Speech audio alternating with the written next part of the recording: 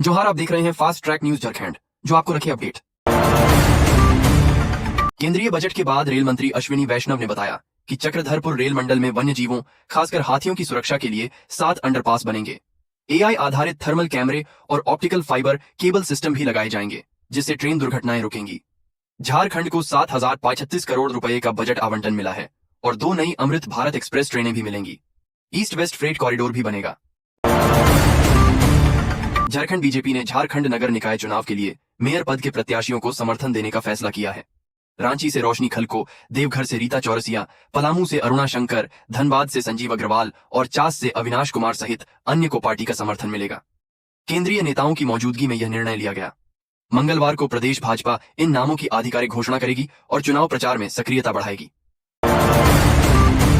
पढ़े लिस्ट। झारखंड लोक सेवा आयोग जेपीएससी की सिविल सेवा परीक्षा 2025 में अधिकतम आयु सीमा की गणना तिथि में संशोधन की मांग उठ रही है। वर्तमान में 1 अगस्त 2026 की कट ऑफ डेट से कई अभ्यर्थी वंचित हो रहे हैं। छात्रों और पूर्व विधायक ने राज्यपाल व मुख्यमंत्री से मिलकर 1 अगस्त 2018 से गणना करने की मांग की है। जेपीएससी सचिव ने कार्मिक विभाग से पत्राचार का आश्वासन दिया है, जिससे राहत मिलने की उम्मीद है।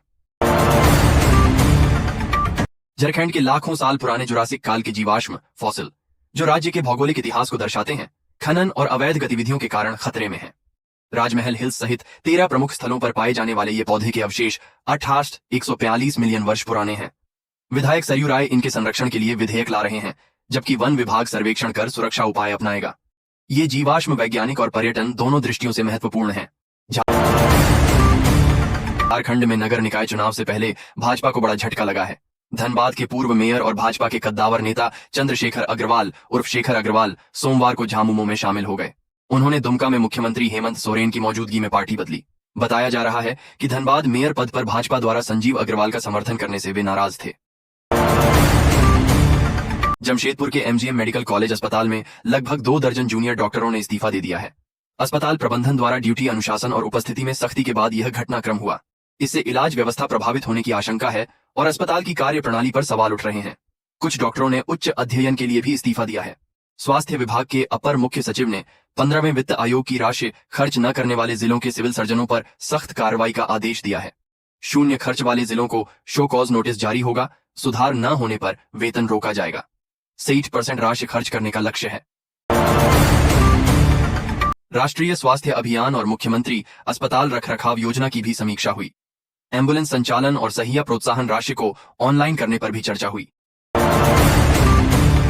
झारखंड हाईकोर्ट ने बाघ संरक्षण याचिका पर सुनवाई करते हुए राज्य सरकार को विस्थापित ग्रामीणों को दी गई जमीन की रसीद 8 सप्ताह में काटने का निर्देश दिया है।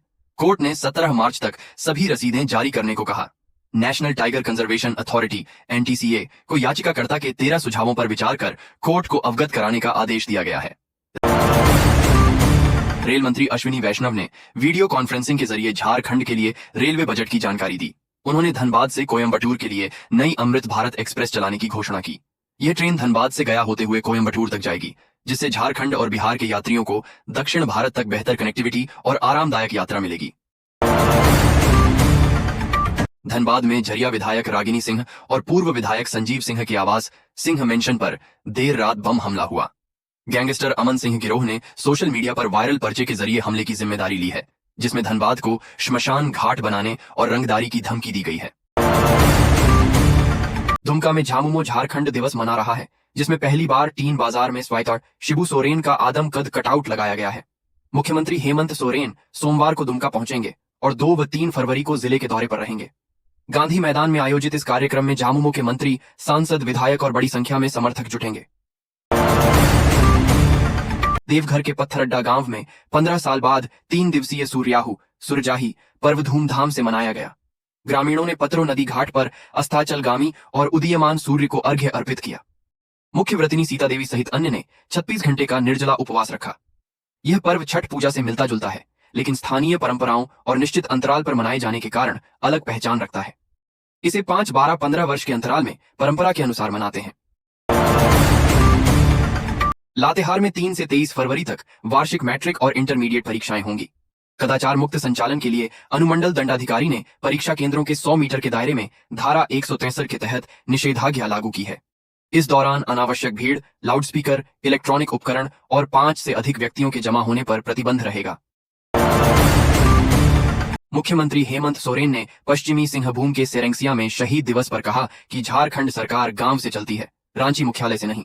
उन्होंने विकास योजनाओं का उद्घाटन किया, 1469 युवाओं को नियुक्ति पत्र दिए और बिजली माफी व मुफ्त बिजली जैसी उपलब्धियां गिनाई। सोरेन ने भाजपा पर हमला बोला और असम में आदिवासियों पर हो रहे अत्याचार का मुद्दा भी उठाया, झारखंड के समर्थन का आश्वासन दिया।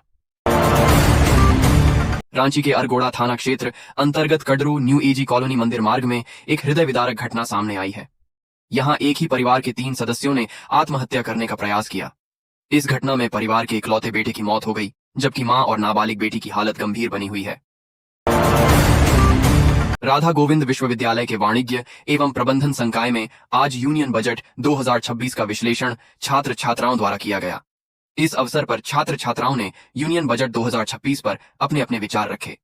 प्रबंधन विभाग के विद्यार्थी श्वेता कुमारी, रोजी परवीन और संजीत कुमार, वाणिज्य विभाग से सृष्टि पुण्य और मुस्कान ने अपने अपने विचार रखे।